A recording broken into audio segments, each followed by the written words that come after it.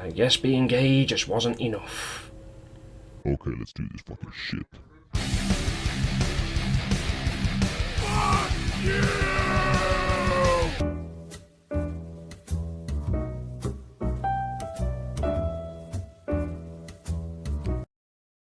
Actress Ellen Page came out as lesbian back in 2014, but has now recently decided to come out again, like a blockbuster summer sequel, but this time as transgender. And yeah, she released a statement on her Instagram that she is switching her name to Elliot Page and demands to be called the pronouns he, his, they, them. And this statement is as Hollywood blue check celebrity virtue signalling as you can get. I'm not going to read it because you all probably have by now, but there's three things I've noticed about this statement. One, mentioning black and Latinx because trans just wasn't enough. Two, she says she's happy to come out as trans, yet is immediately going into martyr mode about how her joy is real but also fragile because of political leaders criminalising trans healthcare, trans people being victims, etc, etc, you all know the drill. Well, that doesn't sound like someone who's happy to be trans, does it? And three, this is the most important bit, there is no mention of a psychological diagnosis, no trips to the doctors, no visit to a GID clinic, nothing. Which says she just decided to get up one morning and go, I'm trans now, call me Elliot. This is the exact behaviour people point to prove Dr. Lisa Littman's rapid onset gender dysphoria theory, which isn't even a theory at this point. And if you don't know what ROGD is, in layman's terms, in the right environment with the right circumstances, if someone is exposed to the idea of being transgender, they will follow that idea and become socially influenced into identifying as transgender themselves. So many ways it can happen, whether it's through a trans identifying friend or a trans identifying family member, telling them how amazing it is to be trans, online presence among LGBT online groups, or even individual causation by simply browsing transgender content or watching celebrities. Either way, the idea of being transgender is passed down and influenced somewhere on a social level. The gender activists always dismiss this though and make the false compassion claim that more and more people are coming out as trans because they feel more comfortable, not because they were influenced, which seems kind of funny since Western society is meant to be the most transphobic society there is apparently. The big problem that comes from this though is that people can't seem to grasp the fact that transgenderism is not a sexuality, because you don't just come out as transgender the same way as if you were gay, bisexual, lesbian like Ellen Page has here.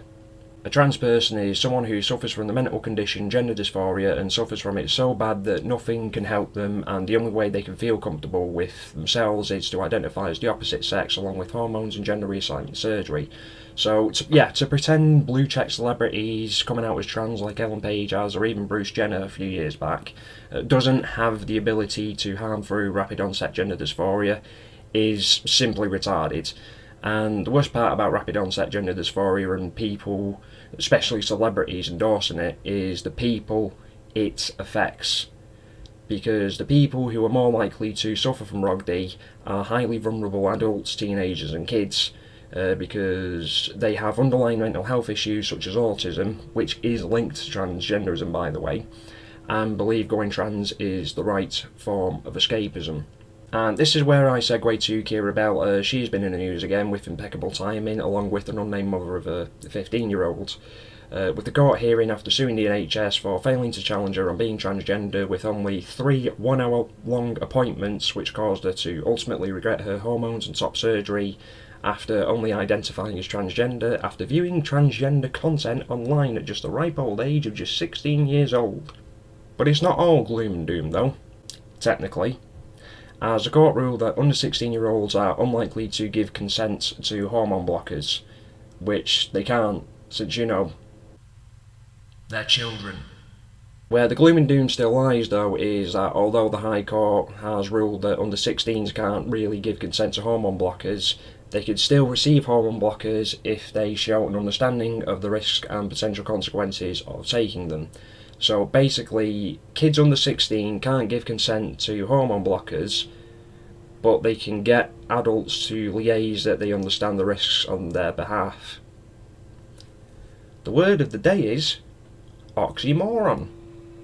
The thing about ROGD infected gender activists though is that they will see this ruling as transphobic even when Keira and another person suing 2 victims of forced affirmation are telling them why people should be challenged, as gender dysphoria is a psychological issue that needs to be treated, not a sexuality that needs to be affirmed. But nah, fuck them, it's far easier to spout fake compassion rants like Elliot Page has here regarding political leaders and leftist ideologues' favourite catchphrase, having the right to exist. What I find interesting though, because I do put a massive extra doubt on this, although I could be wrong, maybe, what I find interesting is if Elliot Page ever gets her hormones and surgeries. Because the way I see it, she's a multi-millionaire, she can go private and fast track herself to get hold of hormones tomorrow if she wants to, because this is usually my measuring stick to separate the transgenders and the transgenders.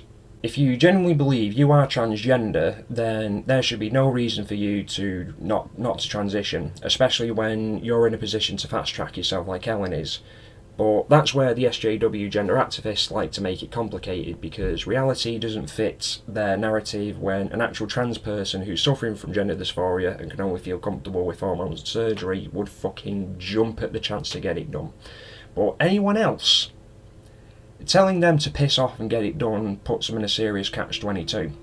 On one hand, if they use the excuse that they're scared of risks and regret, they're admitting to everyone just how dangerous this stuff is.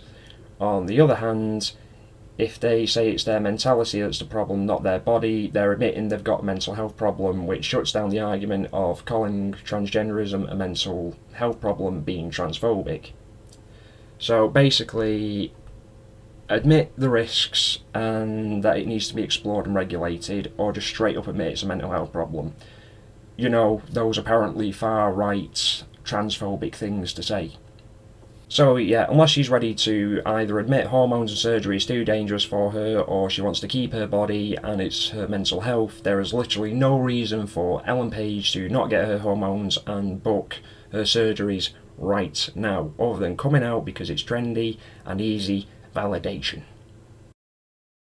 Also, just a quick one on the subject to end the video, the Twitter lesbian turfs kicked off with this saying stuff along the lines of yet another lesbian lost.